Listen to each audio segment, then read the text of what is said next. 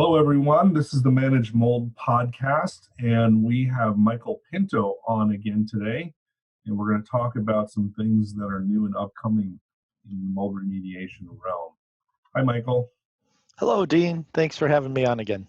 Yes, thanks for coming. Why don't you start us out and tell us a little bit about what you're working on? Well, it's an interesting. I've written some articles about this in the past, but it's a subject that keeps coming up, and it's in some respects it's a generic subject because I like to watch what's going on in the restoration industry and explain what's going on, but I also try and keep my eyes open in other allied industries and maybe sometimes not even allied industries, and I call this technology transfer, where there's good ideas in other industries that we can often use in a very straightforward way, or at a minimum, we can adapt to what we need to do in the mold remediation industry. And this, I think, is especially important for our sensitized individuals where um, doing a standard mold remediation may not be enough. Um, I like Dr. Shoemaker's comment. He says, a minute exposure for a sensitized individual can have a major impact. And so that just forces us to really watch what's going on in the industry and see if there's tricks and tips. And even if it's not just for the sensitized, even if it increases our efficiency and improves, the general isolation, let's say, and things like that, uh, it can be really interesting. So I thought if we had a few minutes today, I would share some of the things that I've uh, figured out or have seen as industry transfers. And I have to admit that this is not um, necessarily new information from us at Wonder Makers. We tend to learn all of these things in our classes when students bring them up or demonstrate something or ask me a question about what do I think of this, that, or the other thing, and forces me to investigate and get a little deeper into a lot of these different technologies. So if that makes sense to you, we can kind of go in that direction. Yeah, that totally makes sense. On our end, it's really interesting you bring it up because we were just talking about HEPA vacuums in particular and battery powered HEPA vacuums. And so in the Jansen industry, there's a whole lineup of HEPA vacuums. But then when you cross over into the construction industry, you can find some high performers over on that side too. So that's one of the most recent searches we've done. And then at the Healthy Building Summit in Pennsylvania, there was some of this uh, idea shared between academia and the field uh, pros also. So this is good timing, I think, for us. Well, you mentioned vacuums. Let me just start there then, because I also want to mention that not all technology transfer works for us. So when you mention HEPA vacuums transferring over from the Jansen industry, there are some very good ones, battery operated backpack vacs, things like that. Uh, but some of the vacuums that are trying to transfer over from the construction industry, for example, where they take a standard shop vac and they put a HEPA filter on it and then call it a HEPA vacuum or HEPA filtered vacuum. They may not call it a HEPA vacuum, they may call it HEPA filtered. And it's true, it's got a real HEPA filter on it. But that potential transfer happened about 8 or 9 years ago and was so badly done, just taking a shop vac, slap a HEPA filter, and say, look, we've got a HEPA vacuum, that even the EPA stepped in for their lead RRP program and said, we've done some basic testing here, and if you've got one of these on site when you're supposed to have a HEPA vacuum, we will cite you because they don't work. I mean, they work, but they don't act like a HEPA vacuum because they're not completely sealed and they're not designed to be. They're shop vacs. Yeah, So I am so glad you brought that up because we've got a number of clients and I've got a number of connections with people that they're always looking to save some money. And so that's the one part they don't realize how to read through the marketing materials to know that it's actually a HEPA vacuum. yeah, the HEPA vacuum implies that it's got good seals and that the exhaust is being directed 100% through the HEPA filter and things like that. Yep. So even some of the standard consumer vacuums, the Sharknado and things like that, where they have just your regular floor vacuums that have dust collection cups, but then the air is exhausted through the HEPA filters. Now, those are real HEPA filters on those vacuums, and they actually perform fairly well. Yeah. So when we have some of our sensitized clients and things, if they can't afford, a $400 or $500 industrial or Jansan style HEPA filtered vacuum, I'd rather see them buy a $130 Yeah. Sharknado than just something else that doesn't even have a HEPA filter on it. Agreed. But you have to understand, what you're getting for the money, and whether partially good is going to be good enough for you, particularly if you're a sensitized individual, or whether you have to just bite the bullet and go in the direction of, the more complete piece of equipment. And I should point out, I've already mentioned a couple of trade names here, Dean. Just for your listeners, we do not take any finder's fees or sales commissions on any of the products and stuff. When the manufacturers find out a lot of times that we like their stuff and or promoting it in classes or talking about it, they oftentimes will come to us and offer us some sort of discount and things. And what we do in a case like that is we say, hey, we're happy to have a discount on it, but let's apply that discount to our clients. In other words, uh, so there's oftentimes, if you're trying to buy something, different vacuums, for example, and I'm just going to be blunt, Nikro vacuums, Nikro. If you buy direct from the manufacturer instead of through a distributor, and you mention that it's, that you found out about it through Wonder Makers, they will offer you a fairly substantial discount. I think it's 10 or 15%. So, um, but that way we can talk about what we like and what we don't like, and we don't feel constrained. And the people that are hearing these names, if they pop up, um, don't have to worry that it's all about us selling something, because it's the only thing we're making money on is if I happen to mention something that's got a Wonder Maker name on it, and then Right. obviously that's us. And so I just, if you get that stuff out of the way, I'm just so disappointed. In some respects, I'm so disappointed in our industry, because you go to these academic conferences, and I did a presentation a little while ago, and had some very good data. We did before and after testing. We were interested to see, for example, in this case, whether mold could be removed from carpet and removed effectively. And with certain limitations, that's kind of a sidebar, but with certain limitations, you can do that. If it's industrial carpet, it's all one piece. It's got a, you know, rubber backing on it that's non-porous and things like that. The commercial grade carpet tiles, for the most part, or rolled carpet that you put in a lot of the buildings, millions of square feet that get wet and then don't get dried properly and get a little mold growth on the surface, and maybe not a little, maybe a fair amount, and that can be cleaned. But we looked at a number of different products, and we found one that works really well, and I'm just going to mention their name, Artemis Bio-Oxygen Carpet Cleaner. Well, if that's what the data shows, and we looked at other ones and that one performed the best, I don't understand why you go to an academic conference and they say, well, we can't mention any trade names. Then you have to just call it product A and product B. Agreed. And then you show a chart that says, well, product A worked a lot better than product B. And people say, well, which products are those? I can't tell you. I mean, Right. it's just, there's certain restrictions in the academic world that I understand what they're trying to do. They're trying to, keep a lot of um, you know, info marketing from getting in there.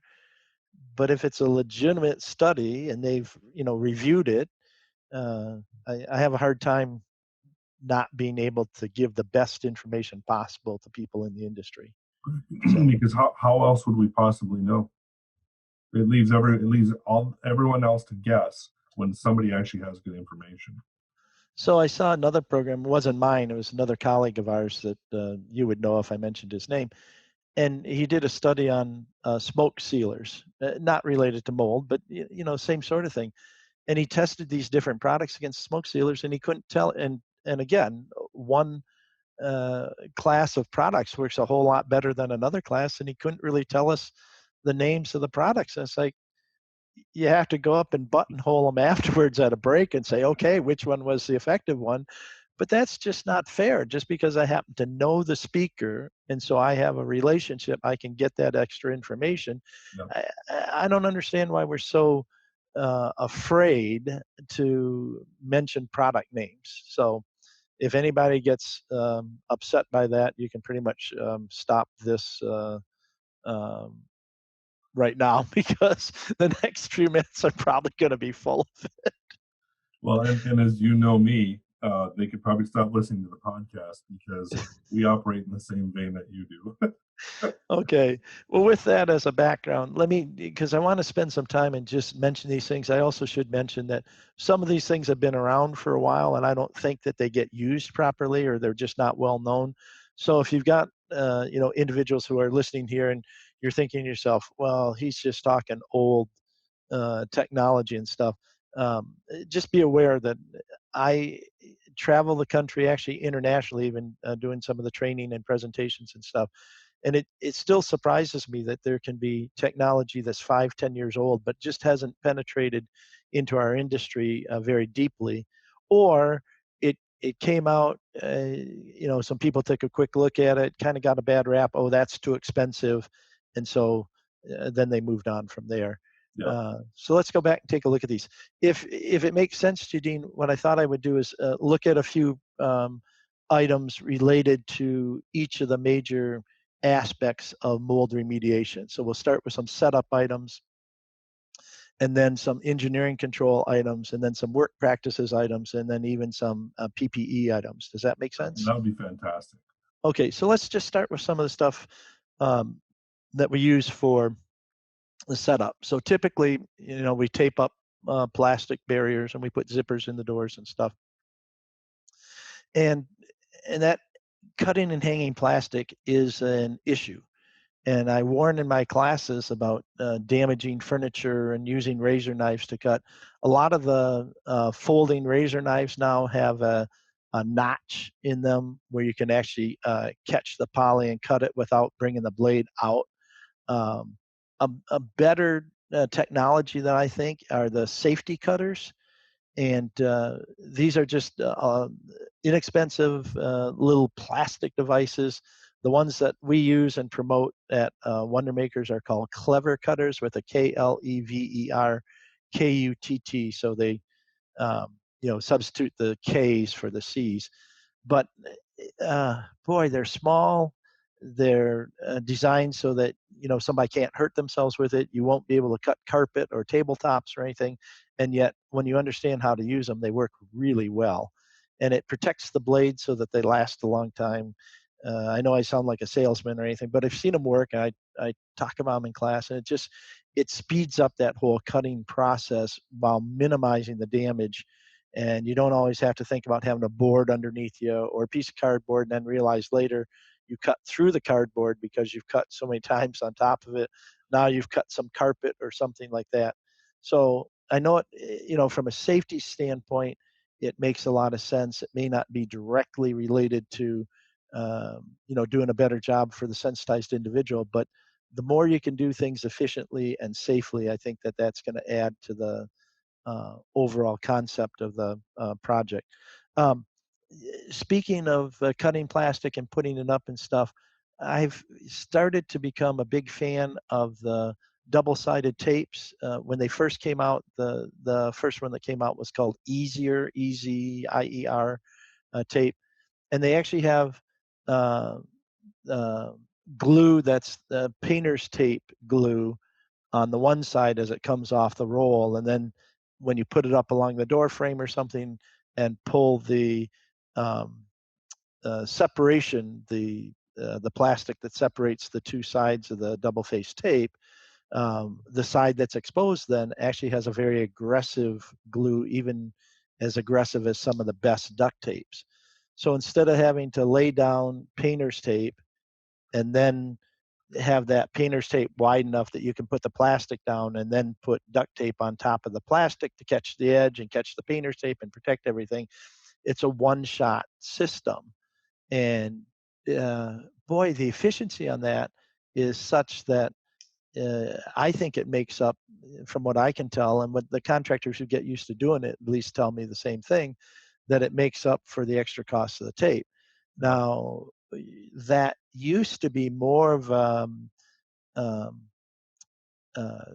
closer calculation, if you will, in terms of will the cost of the tape actually pay for itself, when it was only the one tape. But now there's generic versions of this, and very good generic versions. John Donne has their own. Uh, Ramsco has their own. I'm pretty sure. Uh, there's other kind of, uh, I don't want to say knockoffs. I think they might be just as good, but the technology's out there now and people have figured it out. And so you can get a lot of different varieties. And so that has, of course, driven the cost down per roll. Yeah. And to the point where that good double face tape is about as expensive as just a really good roll of duct tape. So to me, that makes a big difference. Now, what's interesting about that also is, have you heard of door armor? Yes. Doorarmor, door armor. Yeah. So, so this is plastic that comes off a roll that self sticks on the doors and makes it easier for you to put up these isolation barriers very quickly. Um, it also holds in place. I think it's a little bit more rigorous plastic, if you will, or better grade of plastic, probably is a way to put that. Mm-hmm. And then they advertise that you can put your standard zippers on it and stuff. And what I would suggest these days, and what I'm learning, actually learned this trick from one of the salesmen for um, the extension poles, which I'm losing my mind on, but The uh, zip balls. zip walls. Yeah, Yeah. thanks. The zip wall salesman was showing me this. Instead of just putting your zipper down in a straight line, you bring it down and then J hook it at the bottom so that it runs along the floor. And then by doing that for a foot or two at the bottom with a J and then bringing it up, it actually allows the doors to flap open a little bit more conveniently so that you can take things in and out. And it makes, we've tried it here in some of the hands-on exercises and stuff, and it makes a big difference. Yeah, one of the things I see quite a bit is the C-shaped door, Right. and that does not work because it provides a trip hazard and you can't get equipment in and out. But I see it more and more. But Yeah. the J makes much more sense. And then the other thing that you learn with the J shape on the zipper is that you offset it to one side. So instead of starting right in the middle, you start it on the left-hand side Yeah. or right-hand side, so to speak, and then J it over to the left. And then don't bring the tail up on the curve of the J. It's essentially more like just a curve. Yeah. So it runs flat along the bottom to avoid that trip hazard that you're talking about and Yep. everything. Yep. So Perfect. yeah, no, those are just, I mean, they're little things, but they make a difference. Um, in that same vein, it's been out for a number of years. I still am impressed with it. And as a matter of fact, I had to offer some of my samples to a contractor the other day that was in immediate need of this. The mold hold rolls and sheets, Yep. the self-stick plastic that's designed to stick on the wetter surfaces or the mold contaminated surfaces. In my opinion, any contractor that's not carrying some of those around for an emergency fix, um, even if you're in for a estimate and you see, gross areas. Now, obviously, if the whole wall is contaminated, that's one thing. But a lot of times you've got a few square feet or you've got a couple of inches above the baseboard, and you can leave that, uh, but you're not really helping the client. And if you had one of the rolls of the mold hold and you can run out a 4-inch strip and cover the top of the baseboard and the 2 inches of mold that's going to have to come out anyway. Yeah. Why not offer some protection for Yep. them, so at least that there's not a whole bunch of spores until you can get back, and in a case like that, there's no guarantee that you maybe get the bid or anything, but you're still doing something right for the industry and for the client. Yep. So I get excited about these things, and I think that it makes way too much sense. Yeah. Um, there's other areas in the setup. We talked about the zip wall poles. They tend to have a lot of innovations the last few years. They have not just sat on their hands. I know a lot of contractors that use load lockers which are the expandable poles that the semi truck folks use to hold the loads in place because they're a little bit sturdier and they have a ratchet mechanism instead of a twist and push mechanism. But whichever system you use on these things, you also should take a little bit of time and understand what they're, how they're designed to be used and to be Yeah. used most effectively. And of course, that's um, not as much of a problem for me as it used to be because as an instructor now, I just figure it's my job to read the instructions. But of course, of course, I'm male, and that male gene that says that we don't need to read instructions is Right. still kicking around in my system. So I have to, consciously overcome that.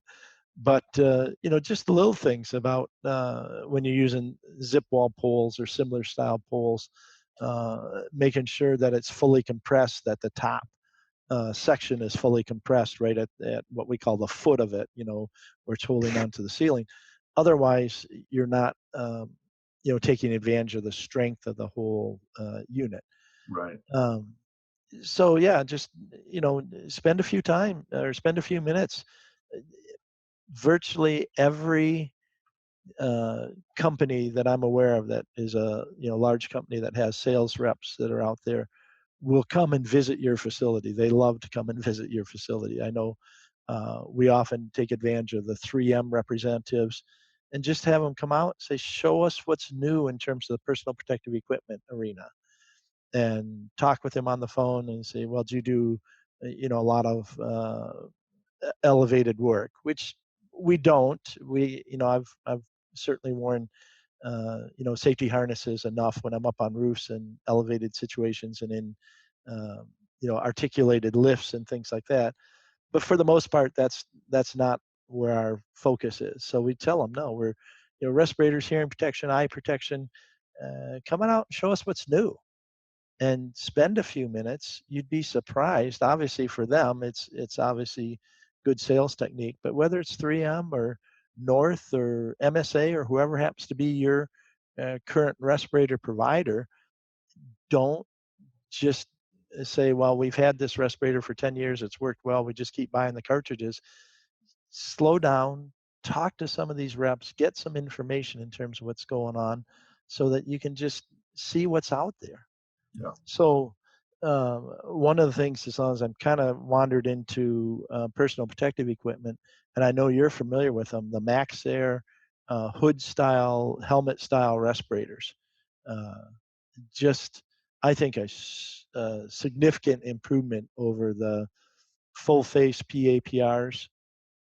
And of course, a powered air purifying respirator is a big improvement over a full face respirator, Huge. which is a big improvement over a N100 filtering face piece.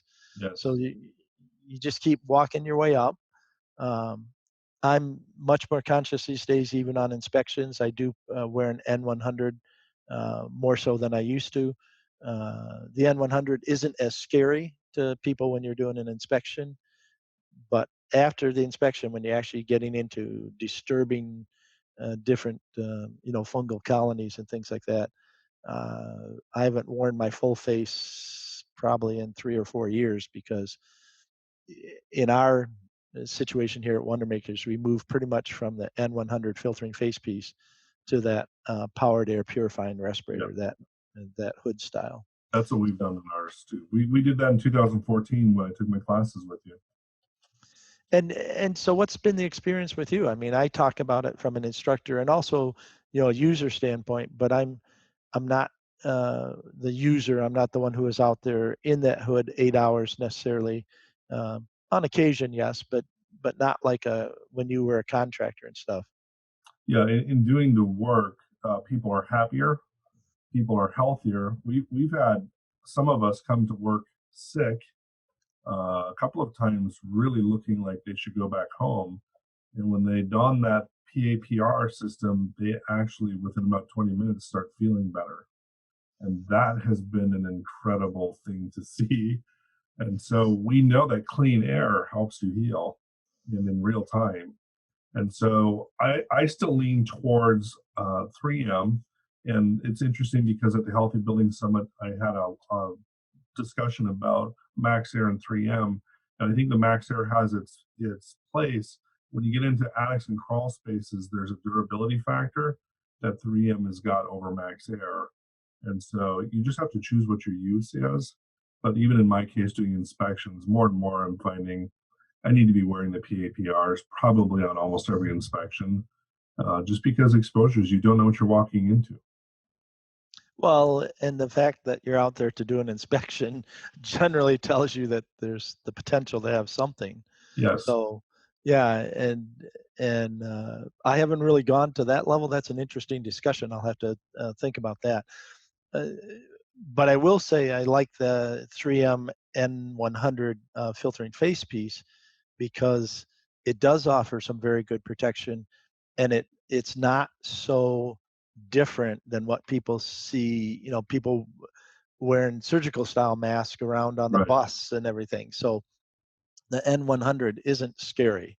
right. Whereas if you put whether it's a full face PAPR or hood PAPR, then people start thinking, oh, this is really bad. So But and here's the other piece too for anyone who's going to be involved in this. The other part is, and I know there's this cross contamination discussion, but to move like on the 3M side of things, to move to the helmet versus the hood, especially on the inspection side, to have the shroud that's just around the bottom of the chin without having the whole draped hood, it actually isn't nearly as scary.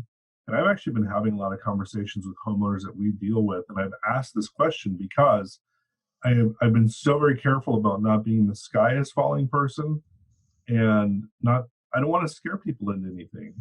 I don't like when people do that. It's gimmickry, and most of it's not based on data or good science. And so we've been asking our clients quite a bit more. What would you think if, or what do you see when I put this on? Are you okay with this? And a bunch of them, because we deal with a lot of sensitized people, they say, absolutely, we would want you to because we believe we have a problem here. We don't want you to get sick also. There's a lot of change out there. yeah, and I think that that's we also have to be a little careful though when we talk about the sensitized individuals. They not only have heightened sensitivities, they have heightened awareness, and so Mhm. I think that you are dealing with a different class of potential clients. When we go into a commercial building, for example, and it's just a building manager, and I'm sorry, not just a building manager, but when the contact person is the building manager and they may be a contract building manager, um, they're not interested in having things look like it's serious or that it's a concern. They're for the most part, their major thought process is how can we do this quietly, Yeah, um, and without raising a lot of concerns from the tenants and things like that. agreed on that one. Yes. So it's it's a pick and choose sort of situation as we go along. Yep. Okay. As long as we're talking about PPEs, a couple of things that are a little simpler that actually people just don't understand or know about.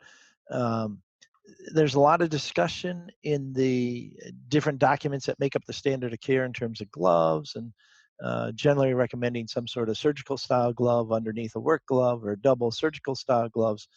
And that can get not only expensive but frustrating from the standpoint of trapping the heat and the sweat. And of course, if they're not a good nitrile glove, if they're just a latex glove, they all split and cut and fall off your fingers anyway. Yep. Um, we've seen some real success going to the disposable mechanics style gloves, the Yep. ones that have the elastic or not elastic, but the Velcro at the gauntlet.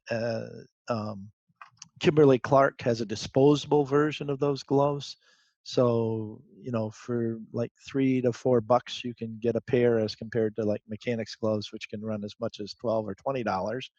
Um, but the idea that you're, protecting your hands in terms of the work activities, but and I know this is going to sound bad for some people, but having the breathable fabric on the non-work side, on the knuckle side, Yep. uh, I, I haven't done any tape lifts on people's hands after they come out of that, but we're pretty rigorous about when we're working with contractors, making them clean, hands and face wash like you should when you come out.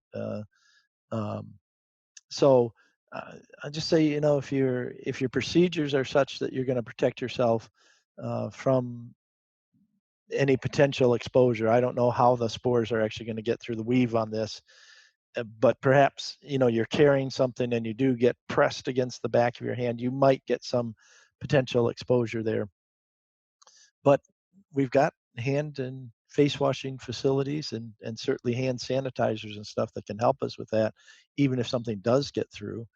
Uh, but the benefit of being able to breathe, to cinch down to your suit without tape, to be able to Yep. readjust them, to protect your palms, to actually not rip. Uh, I'm a big fan of them, and I really should do some, like I said, some testing. It just made me think about this. Maybe we could do some before and after tape test and hope that the person that I'm going to test isn't going to scream too much when the hair comes off the back of their hand. But you Yeah, have to make sacrifices for science, Gene. You gotta. yeah, agreed. And I'm going to add in there from our standpoint, and this is something that we haven't officially tried, but we're actually going to start up doing remediation again because we're just having trouble finding good quality in contractors that we're seeing in our area. And I've got more faith in our crew when we build one than anyone else right now. We'll actually put this to the test on our side too. And here's what I'll say: those type of gloves where there might be the risk of the fabric on the back, I think that risk is much less than the constant rips and tears and the untaping and re putting on new gloves of the nitrile gloves when you get into certain situations.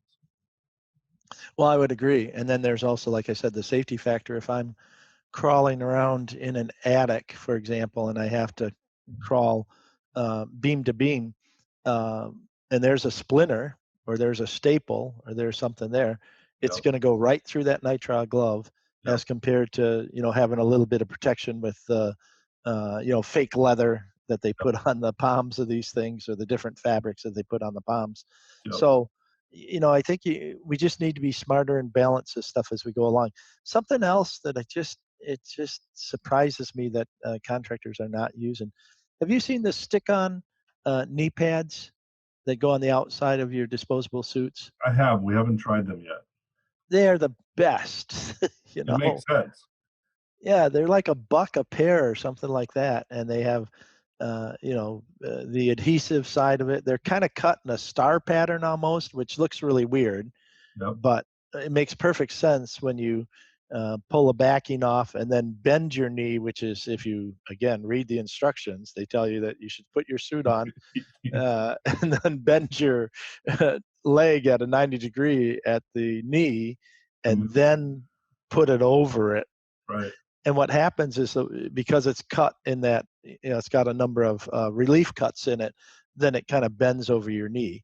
Yep. But if you do that, the way that they talk about, it ends up in the right place as well. So that when you do stand up, what I noticed, if you bend your knee and put it on like you're supposed to, and then you stand up, a lot of times it drops down a few inches. Yep.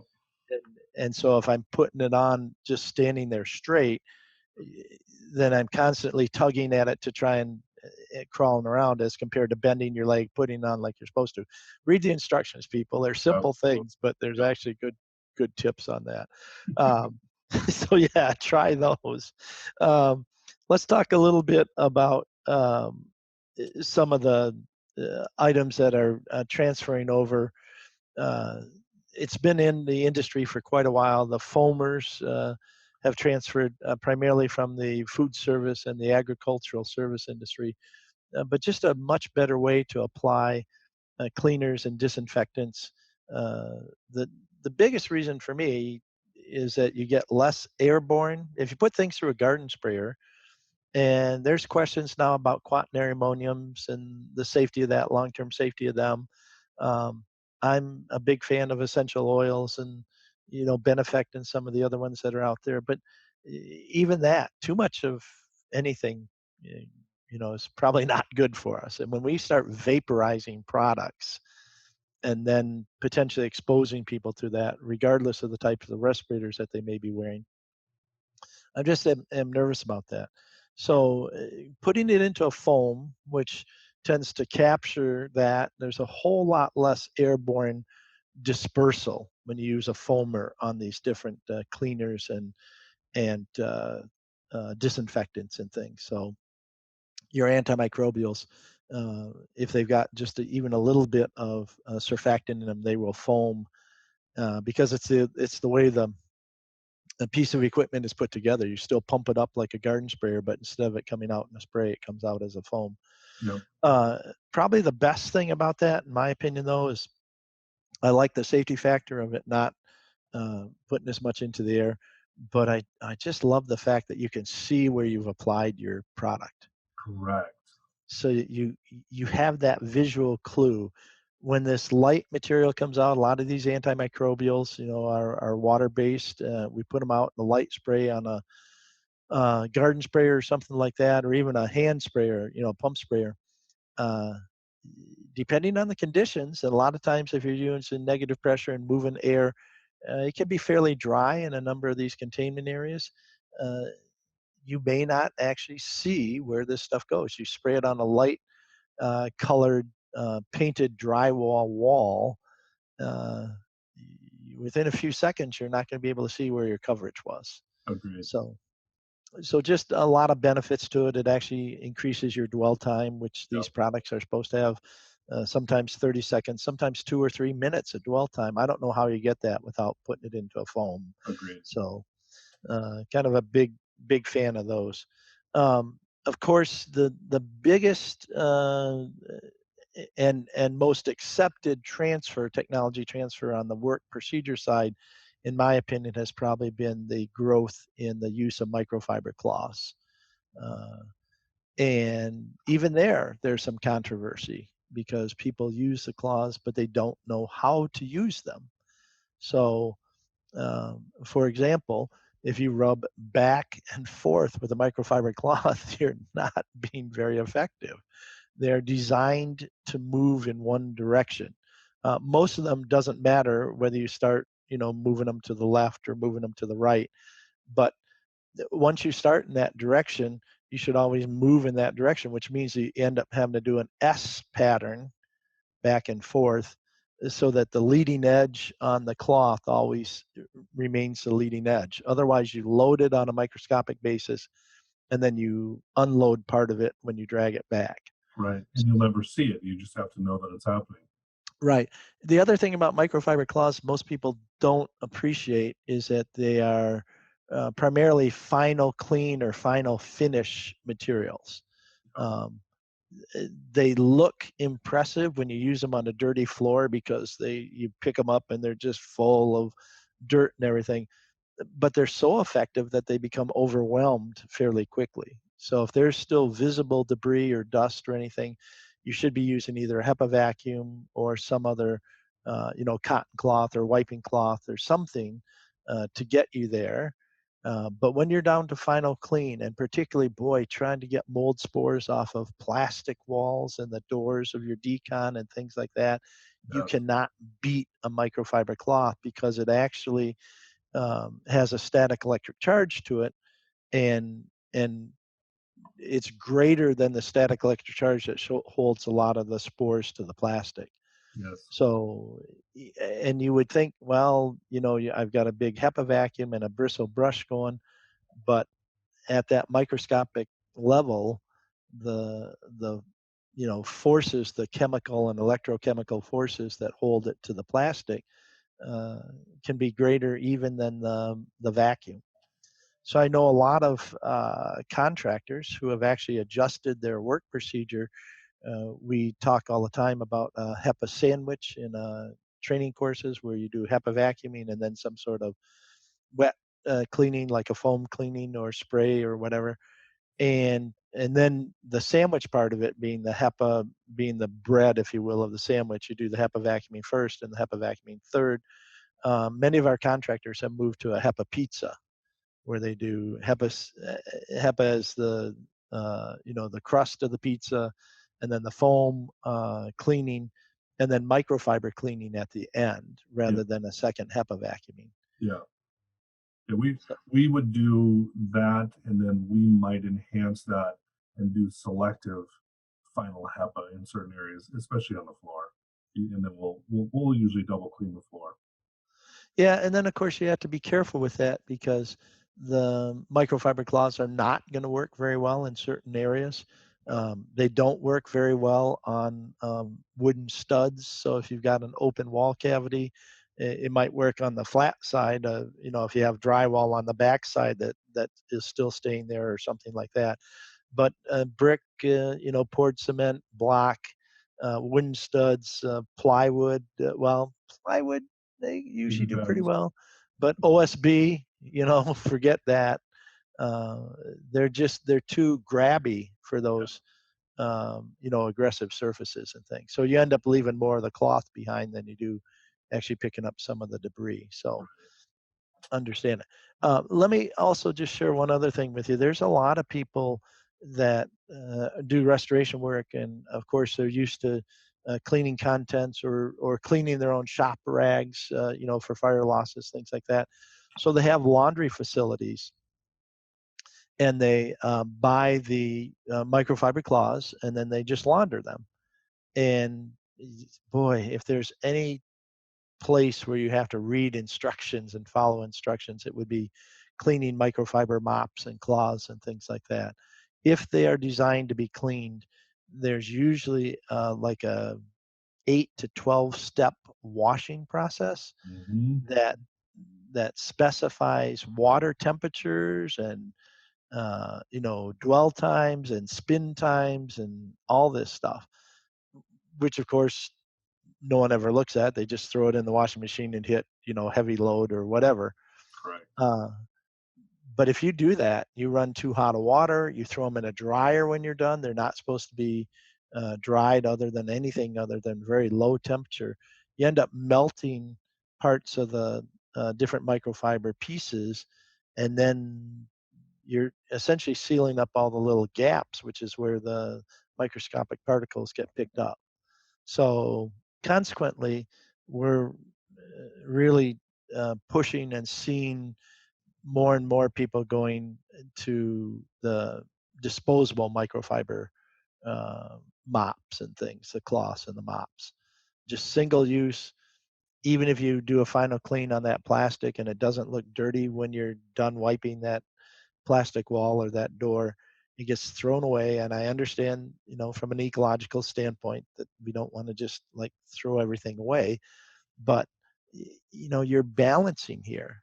And the question is, we're trying to protect people's health. Yeah.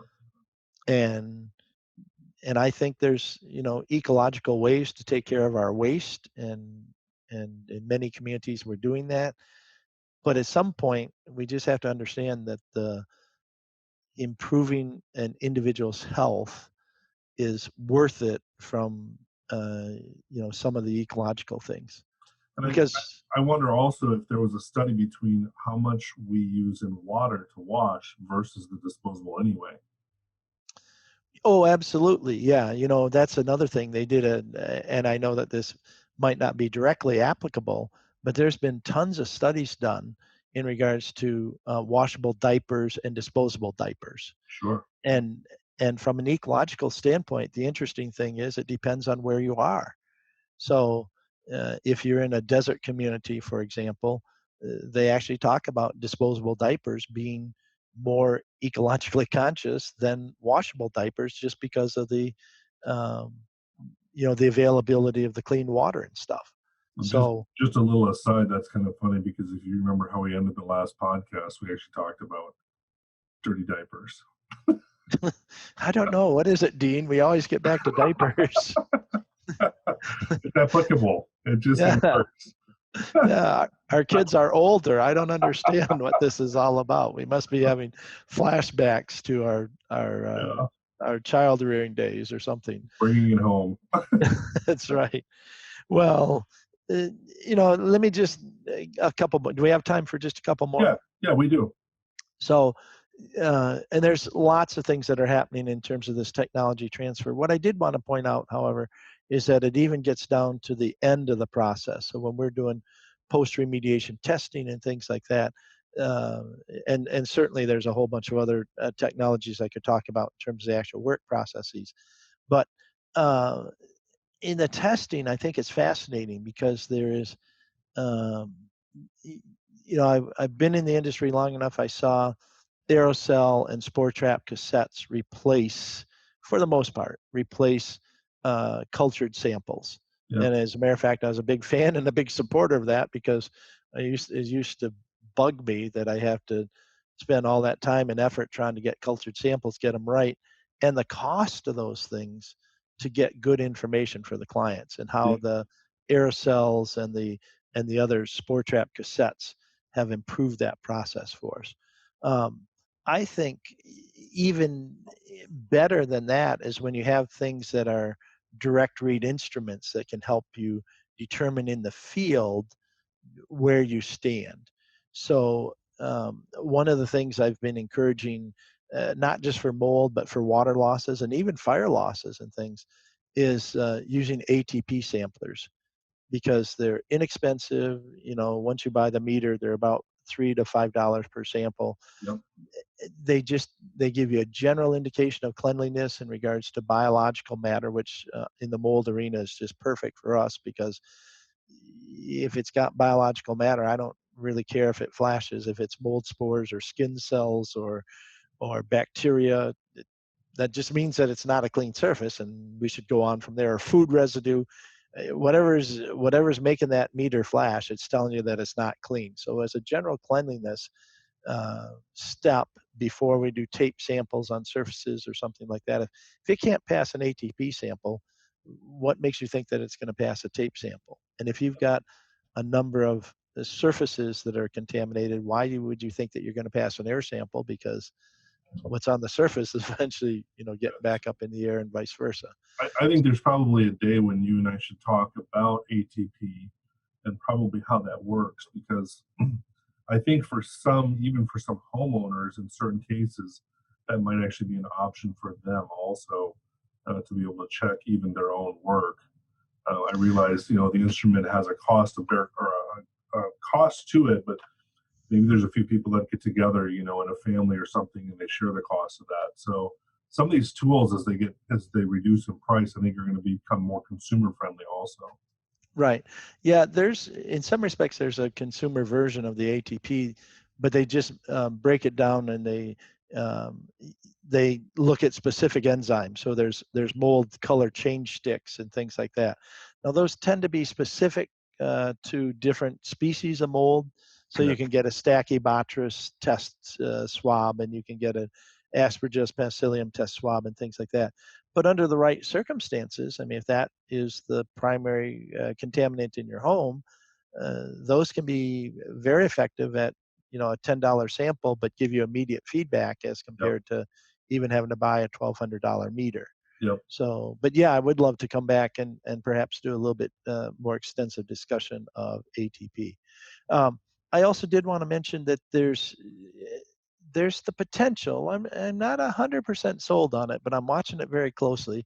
I mean, there's the potential for the direct read instruments like the Instascope and some of these other uh, devices that are out there that are using artificial intelligence to analyze the data. Basically, they're particle counters Yep. with enhanced diagnostics. And the concern I have in those sorts of situations and those sorts of pieces of equipment is that it's all about the um, artificial intelligence and the software that's in there, and can they mimic through software what we can see under the microscope when I have a trained analyst looking at it. And this has been the holy grail in the asbestos field since the 1960s or 70s, late 60s, early 70s, where they first started thinking about whether laser style particle counters could be adapted to identify asbestos fibers. Um, People have tried to use them for other OSHA regulated contaminants. Uh, the the move into the mold field, I think, is a interesting and aggressive one. Um, and I'm certainly not dismissing them. I am being a bit cautious, and I know that you're a Instascope user and things, Yep. so Yep. I would just say that for a while anyway, at least when there's legal liabilities involved, I would always at least double up. Even if the Instascope was the primary inspection method, I would probably take some side-by-side samples just so I've got Agreed. Yep. some. Yeah, we agree with that. But it is a technology to watch, and I, I think they're getting, they meaning like the manufacturers and the people who are looking at this. I talked with one of the owners of just a regular laser particle counter, and they've got some, you know, fascinating things that are in the pipeline in terms of some of this technology. They absolutely So, do. that's the other thing. The technology transfer can be a tease, if you will, because you hear about different things and sometimes they pan out and they make a splash in the industry. The other thing we should do, Dean, we should come back someday and talk about air purifiers, all the different types Agreed. of Oh, te- yeah. technology that's out there, the photocatalytic, the different filtration styles. I don't know if you've heard about the Pico, which is the photoelectrical Yeah. catalytic, and Yep. things like that. Um, so yeah, there's a lot of these technologies are coming from different areas and coming over.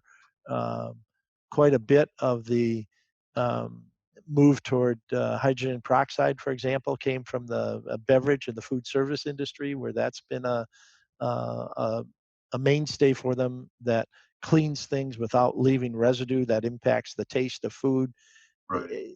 but it does take care of the bacteria and things. And so that's, you just, when you open up your eyes and you just look around at some of these allied industries, it's so fascinating to me that I think the mold industry is going to continue to advance for the next 10 to 20 years easily, driven not so much by the standards and regulations as it was the first 15 to 20 years, but I think it's the technology that's going to be driving the industry for the next 10 to 15 years. Agreed. Even something as simple as a sticky walk-off mat from the clean room industry, Oh, yeah. right? Just something Yep. that simple that can help. And yet we don't see it as often as, so we specify that in a lot of our projects where we write the requirements or the specifications, but uh, quite bluntly, I don't see it as often as it should. To me, low cost, simple device really prevents a lot of cross contamination. Yep. Should be on every project from my Yep. standpoint. Yep. Yep. That's good. So, What all else right. you got? You got anything else, or what's your final words? Well, I think that I did wrap it up there by saying that the transfer is going to continue. We've got many other things I could talk about. Like I said, the technology transfer into the air purifiers and stuff like that. But I would, and filtration and home filtration, even what you're putting on your furnaces and your HVAC units, things like that. There's just so much that's happening in the industry. Some of it good, some of it bad. This idea that we can take a UV bulb and stick it in our furnace and somehow life is going to be good and it's going to take care of all of our problems is just, some of that stuff is just junk. Yep. But you know that's what happens when the industry is dynamic, and when people are trying to make a difference, and or when people are trying to take advantage of the industry as well. So Right. read the instructions. If it doesn't make common sense, be careful about trying to employ it. um, Practice in some areas. The good contractors do this stuff. They take it a step at a time rather than just jumping in with 2 feet and then finding out that 6 months later, there's a $20,000 piece of equipment sitting in the back of the warehouse that nobody's used. Yes. Yes. So, So, yeah, agreed. So, it's really interesting. Everything that we talked about today and what we know a little bit about the people who listen to this podcast at this point is we've got a combination of consumers, but we also have some remediators that are listening. And so, what I really appreciate about today is not only do the remediators, if they've never heard some of the things that you've talked about and thinking outside the box, that was I've always been kind of in that realm. So when I trained up with you and in your classrooms, it's always presented to think outside the box, always try to improve every job you're on from the previous job you were, and don't limit yourself as to the tools or the methods that you can use, as long as you're maintaining that foundation and those principles to cause no harm to your workers, cause no harm to the clients, and have a successful job. And so some of the things that you shared today, I know that some of the remediators probably haven't considered. And some of these things are real game changers. We didn't talk about the Pittsburgh Protocol. That was brought up again at Healthy Buildings. And I think that was what, back in '07 or '06, that Cliff Zlotnick came up with that. And I know that there can Correct. be problems with it, but if it's thought through and done correctly, you can potentially finish a mold remediation job in twice the amount of, or in half the amount of time that it would normally take to do according to the current IICRC standard of care. And it's clean. It's very clean. And so that's the one encouragement to me is the help that remediators will get from this. But then the second thing is all of the consumers, the homeowners, and the occupants that are listening to this are going to get a special inside look, so to speak. So when they have a remediator come on site, they can watch for these things. And if they see a bunch of these improvements and efficiencies, and they see the kind of care that the remediator is providing in their setup, even, they'll know that they've got a quality contractor or not. Yeah. Yep. And then those results usually show up in the samples at the end and how the client feels and just the whole success of the project.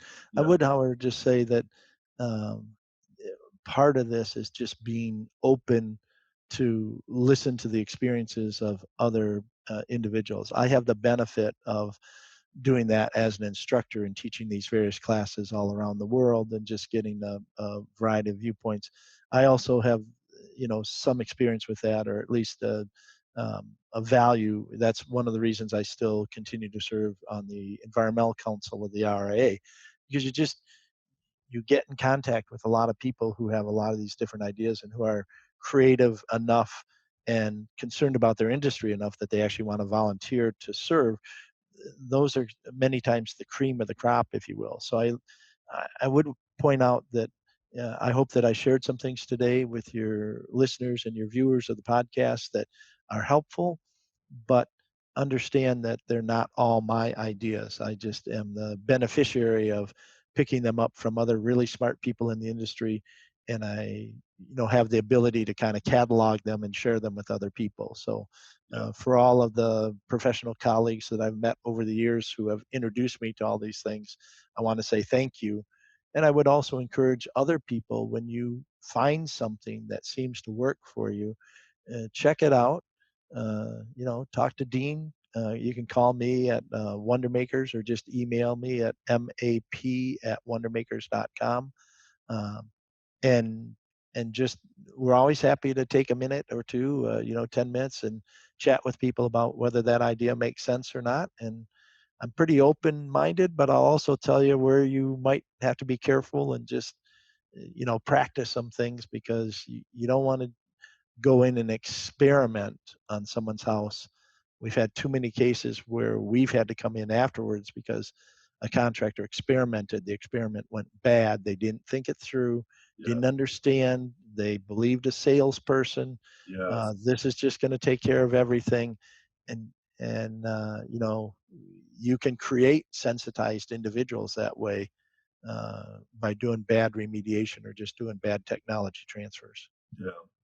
So just to be very clear with people about what Michael said about reading directions, he means going beyond the marketing materials, actually going to the spec sheets and the documents, the technical documents about how equipment and how products work.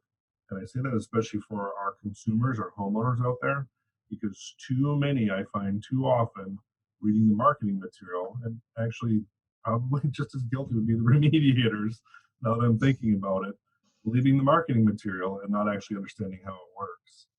And so that is really important. And I'm going to make one more plug.